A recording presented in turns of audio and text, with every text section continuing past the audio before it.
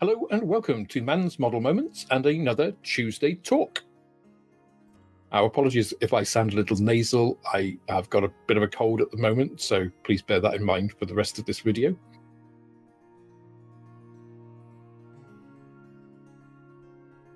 So today I'm going to be talking a little bit about some modelling news.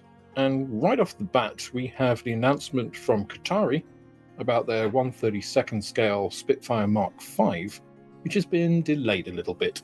So it's now going to be towards the end of this quarter. So it's looking like just before Christmas that we'll probably get the Mark V. And obviously, delays here are down to them tweaking the tooling, so I doubt many people will be too annoyed about that.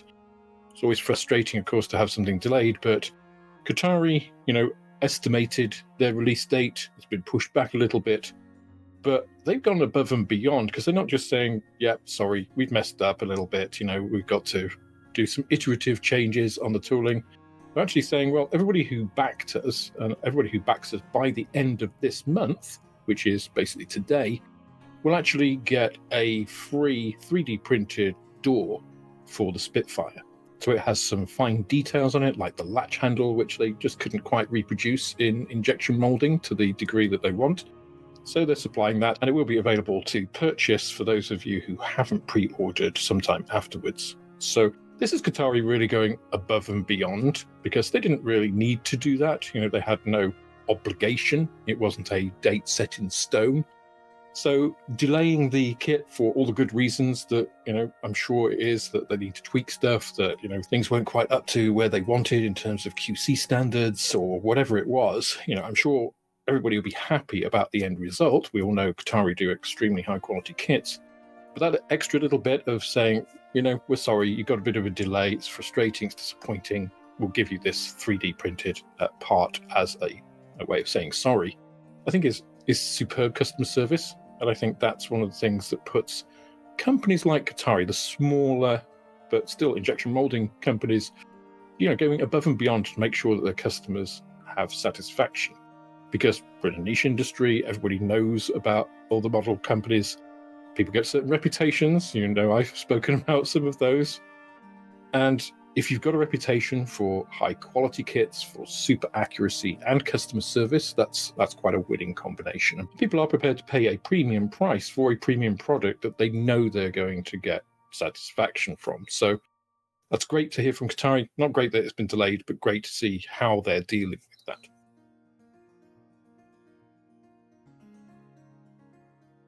The next company I want to talk about is Italeri.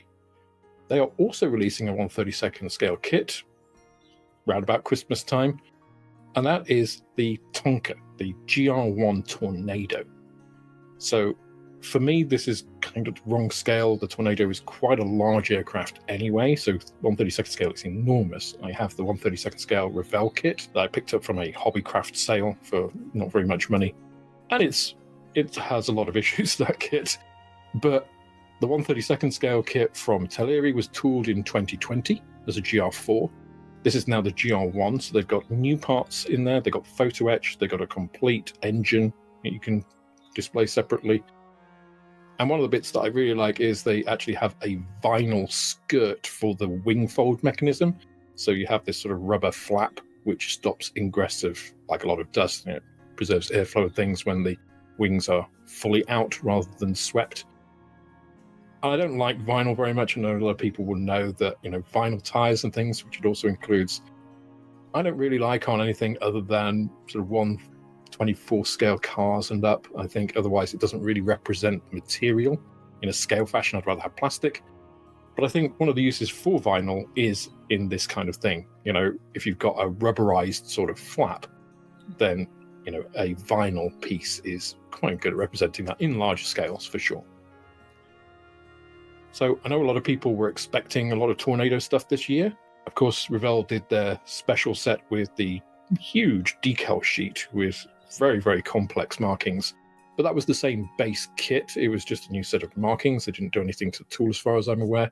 So it's nice to see that Italeri have actually gone and done a GR1. It's going to be in a lot of Gulf War schemes, so the 1991 Operation Desert Storm. So expect a lot of discussions about Desert Pink over the next 6 months, I guess. But again, A lot of people will be really excited to see this. It's going to be a big kit, lots of pieces in there. So good news from Italeri, I think.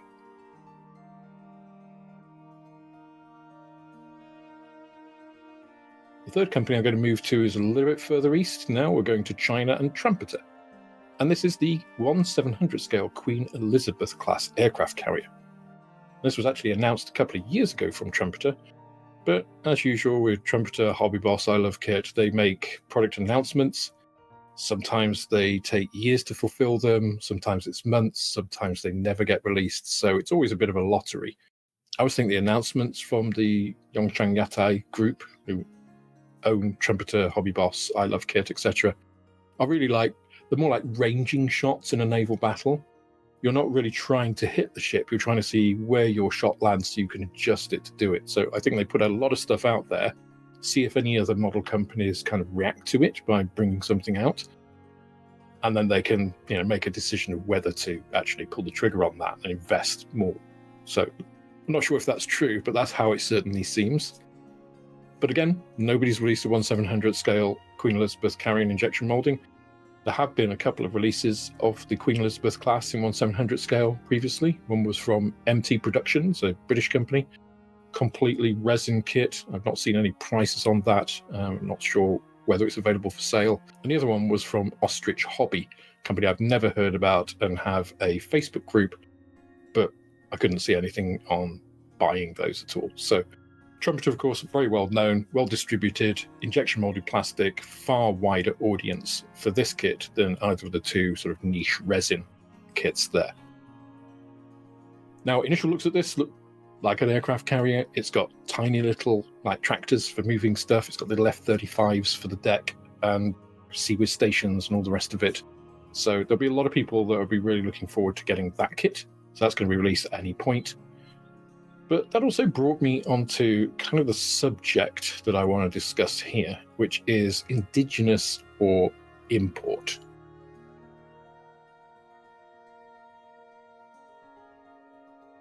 So we've heard a lot about imports and tariffs over the past 6 months or so in America, all the Trump tariffs and everything.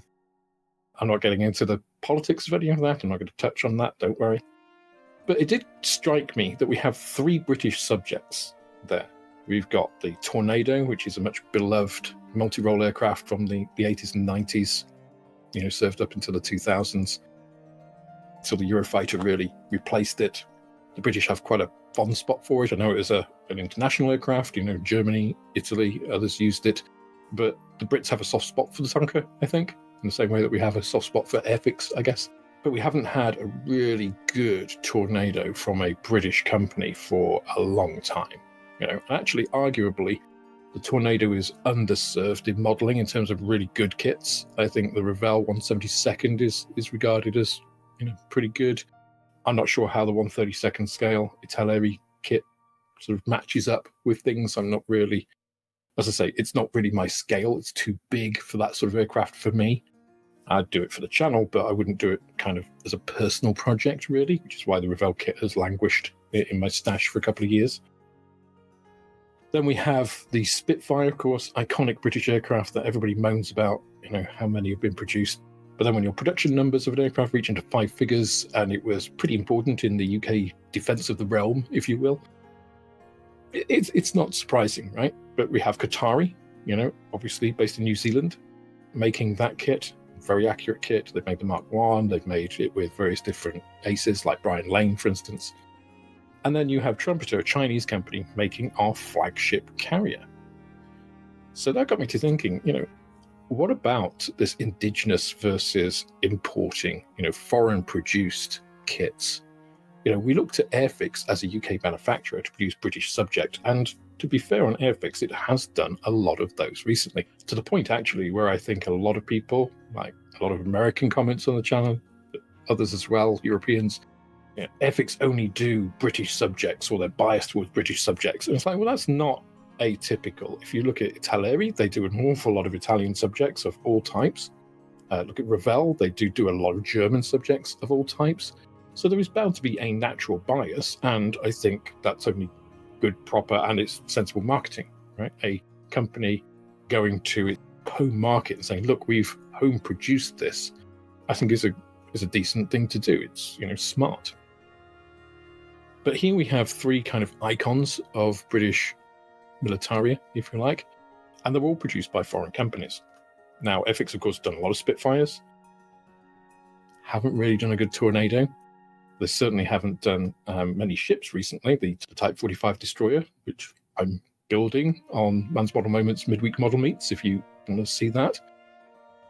That was really the last one, I think, that they did a new tooling of. That was quite some time ago, 2012, I believe. And the Queen Elizabeth, Paramjit, I believe, did do the design for the large one in the museum, commissioned especially for that. So they already have, a lot of the details of this. So it surprises me that we haven't got some sort of Queen Elizabeth aircraft carrier from airfix. But I guess they don't see the market in it. And we have to rely on Trumpeter in China to produce that. Now, this isn't the case for all companies. Look at Trumpeter, for instance. They're also releasing in the same sort of time frame the J20A, which is the two-seat variant of the Mighty Dragon stealth fighter. So it has basically a weapons guy sitting in the back doing all of the, loyal wingman operation, whatever they're doing. It's a pretty high workload in a modern cockpit, and having a second, weapon ops guy takes a lot of that off and lets the pilot really concentrate on flying the aircraft. That's coming out in 1/48 scale. The kit looks great. It's an extension of their prior 1/48 scale J20, single seat, but of course, a complete new front section. They've also got photo etch. They've got 3D printed exhaust nozzles for that kit. And again, that is quite a large aircraft. So I might actually look at picking that up and doing it on the channel. Let me know if you'd like to see that in the comments below. And again, we've other examples of this. So if we look at a company like Joycraft, that is also announced a 1/32nd scale Avro Tutor Snowbirds. That is a completely 3D printed kit. So it's going to be pretty niche. It's limited to like 250 copies as an initial run, just to sort of test the waters out. But that is a Canadian company making an Indigenous Canadair aircraft. It's pretty specialized. It looks kind of like a Jet Provost on steroids in a way, but it is an indigenously produced aircraft. So it really got me thinking, do we look and expect companies to produce subjects more local to their country, or do we not care? Does it matter that airfix produced an Elvis Stalwart rather than Ryfield model, for instance? Dragon have done quite a few of the armoured vehicles of the British Army, things like the Saladin armoured car, for instance, which, again, I'd love to see airfix produce. Now, I talked a little bit about tribalism in my last video, and this kind of plays into that a little bit, but I don't think expecting a company in a country, so like airfix, to focus more on local subjects when they have a high local market is unreasonable. I don't think that's tribalism. I think that's loyalty. Now, I'm not generally somebody that really goes with brand loyalty, because I think a brand is only as good as what it's doing currently. Companies are funny things. I've talked about them before, in the fact that a company doesn't really exist as a physical entity. A company is people, really. It's a concept, it's an idea, it's driven forward by people. And yes, they have assets, they have buildings and all that, but that isn't the company. The injection molding machines, all of that, they can be outsourced. Airfix have actually outsourced almost all of their production. So the airfix brand within the Hornby company isn't the machines. It's not the buildings. It is the people within it. It's the leadership. It's the protocols. It's the, dare I say it, business practices. So that's really what a company is. So if it's all about people, and people obviously are emotional, we have our loyalties, we are all obviously in a particular country and have an origin in a particular country. So if we're British, in a British company, should we naturally be expected to produce British subjects that have been overlooked for a local British market that might have extend outside? Does that make us niche? Does that make us tribal? Or does that just make us sensible in terms of appealing to a home market rather than trying to chase something with more generic subjects? Now, if you look at a company like Joycraft, which is a small Canadian manufacturer, as I mentioned, making 3D printed kits for a very niche market.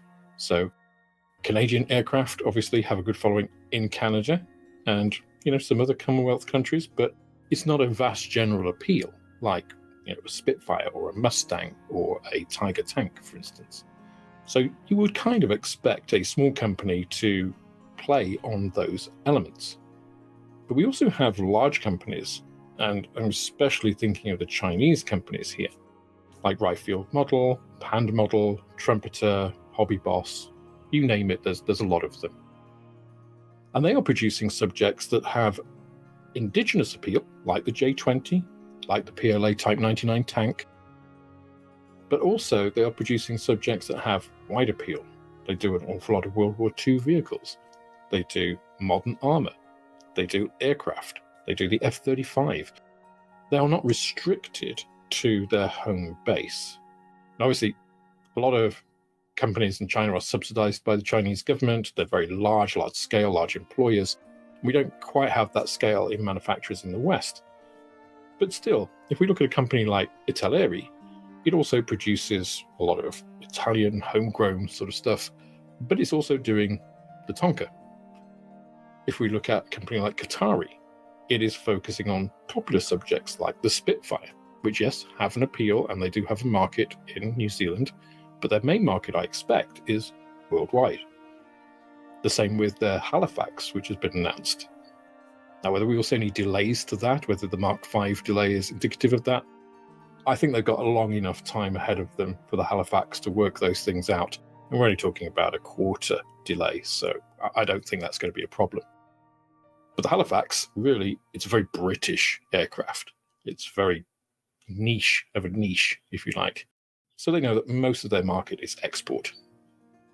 And yeah, that's what they've chosen to focus on. Are they going to do Indigenous New Zealand stuff? Well, there isn't a huge amount, okay? So they are probably the exception to the rule. But I'd love to know what you think about that, because personally, I like it when airfix produce British subjects, but I don't know whether that's an unreasonable expectation from me. I don't expect them to do all British subjects. I would like them to diversify. I would like them to be seen more as a global brand rather than this very British-focused company, because that has appeal, obviously, outside of Britain. If somebody enjoys doing British subjects in America or China or Japan or wherever, then yes, an airfix kit might appeal to them for that. But I'd also love to see them become more popular, more successful. And again, I don't want to go back to the Hornby thing, but a lot of people seem to think I'm hard on airfix. I don't think I am hard on airfix. I'm hard on Hornby. But airfix, I think, have been doing some good things. I've said this multiple times. I think Dale and his crew are doing really nice releases. I look at the Artemis, it's a really nice kit. Look at the Saturn Mark V. That is an old kit, but actually I really enjoyed building that. I think it was good for them to release it. I think it made sense with the Artemis. Space Shuttle is another story. I'll talk about that one another time. But again, do we expect, these Indigenous releases, or do we expect, more from airfix? I mean, I've just mentioned 3 releases there, none of which are British, all the space stuff. So again, I'd love to hear what you think, because I've kind of got an open mind about it. I don't mind where my kits come from, but I like it when airfix do like the Jaguar. I like it when they do, the Lysander and other British subjects. It feels nice. I don't mind when Trumpeter do J20A. I think they've probably got the most accurate information on it. It's going to be the best kit. I don't mind when they do a Queen Elizabeth class carrier, especially if that's the only option we have, right?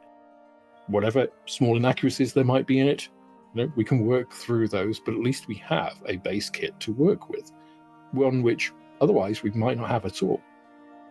So this is a bit of a modelling news stroke question to you guys about whether we expect our companies to be making Indigenous aircraft, tanks, vehicles, whatever, or do we not care? Do we just look at the base product and say, yeah, they're doing that, that's good, that's all I want to see. I don't care what company produces it, I just want a brand new tooled 148 Tornado, which, by the way, we still don't have. Anyway, that's all my thoughts for today. I hope you join me tomorrow night for Mann's Model Moments midweek model meet, and I look forward to seeing you on the next one. Bye now. That's all for this instalment of Mann's Model Moments. If you enjoyed the video, please click the like button, subscribe to the channel for more like it, and share this video with others you think would also enjoy it. You can also follow me on Instagram, Twitter and Facebook, and if you're feeling generous, then I also have a Patreon, which is absolutely the best way of helping me to grow the channel and produce more content like this. With that, I hope you have plenty of modelling moments of your own, and I look forward to welcoming you on the next video.